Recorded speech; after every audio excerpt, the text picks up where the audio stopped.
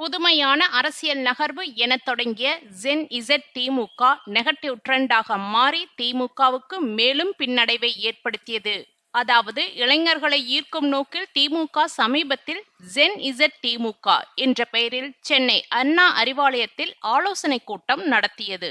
ஆனால் இந்த நிகழ்வு சமூக ஊடகங்களில் கடும் கேலிக்கும் கிண்டலுக்கும் உள்ளானது. இத்தகைய தொடர் பின்னடைவுகளுக்கு முற்றுப்புள்ளி வைக்கும் வகையில் திமுக தலைவர் மு.க.ஸ்டாலின் முக்கிய முடிவு ஒன்றை எடுத்துள்ளதாக அறிவாலய வட்டாரங்கள் தெரிவிக்கின்றன.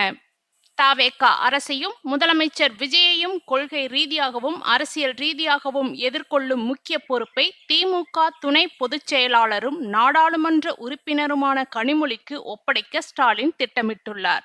கனிமொழியின் முதிர்ச்சியான பேச்சும் வலுவான ஆளுமையும் விஜயின் அரசியல் வேகத்திற்கு முட்டுக்கட்டை போடும் என ஸ்டாலின் நம்புவதாக கூறப்படுகிறது. சமீப காலமாக பெண்களுக்கு எதிரான பாலியல் வன்கொடுமை சம்பவங்களுக்கு எதிராக கனிமொழி வெளியிட்டுள்ள ஆக்ரோஷமான அறிக்கைகள் மற்றும் தவேக அரசின் சிங்கப்பெண் சிறப்பு படை திட்டத்தின் தாமதம் குறித்த கேள்விகள் பெண் வாக்காளர்கள் மத்தியில் நல்ல வரவேற்பை பெற்றுள்ளன.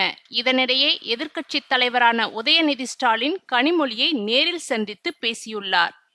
விஜய் தலைமையிலான தவேக அரசின் நிர்வாக தவறுகள், சட்டம் ஒழுங்கு பிரச்சினைகளை உடனுக்குடன் மக்கள் மன்றத்தில் அம்பலப்படுத்த வேண்டும் என உதயநிதி வலியுறுத்தியதாக தெரிகிறது. மேலும் தவேக தரப்பில் இருந்து வரும் இந்த குற்றச்சாட்டுக்கும் உடனடியாக வலுவான ஆதாரங்களுடன் பதிலடி கொடுக்க வேண்டும் என்றும் அவர் அறிவுறுத்தியுள்ளார்.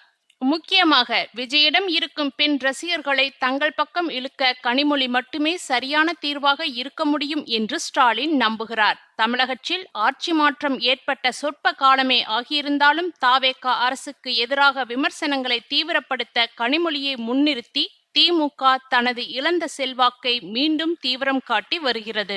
ஸ்டாலினின் இந்த புதிய அரசியல் வியூகம் எந்த அளவுக்கு பலன் தரும் என்பதை நேரம்தான் சொல்லும். தற்போது தமிழக அரசியல் களம் பரபரப்பாக மாறியுள்ளது. திமுக தவேக இடையிலான மோதல் மேலும் தீவிரமடையும் என எதிர்பார்க்கப்படுகிறது.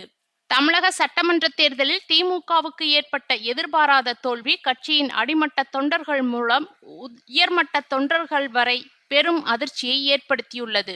மு.க.ஸ்டாலின் தலைமையில் பல ஆண்டுகளாக உருவாக்கப்பட்ட கூட்டணிகள் மற்றும் கொள்கை அடிப்படையிலான நட்புகள் அனைத்தும் இந்த தேர்தலில் சுக்கு நூறாக உடைந்து போன நிலையில் நடிகர் விஜய் தலைமையிலான தமிழக வெற்றிக் கழகம் தனிப்பெரும் சக்தியாக உருவெடுத்திருப்பது திமுகவினரால் இன்னும் ஜீரணிக்க முடியாத விஷயமாக உள்ளது.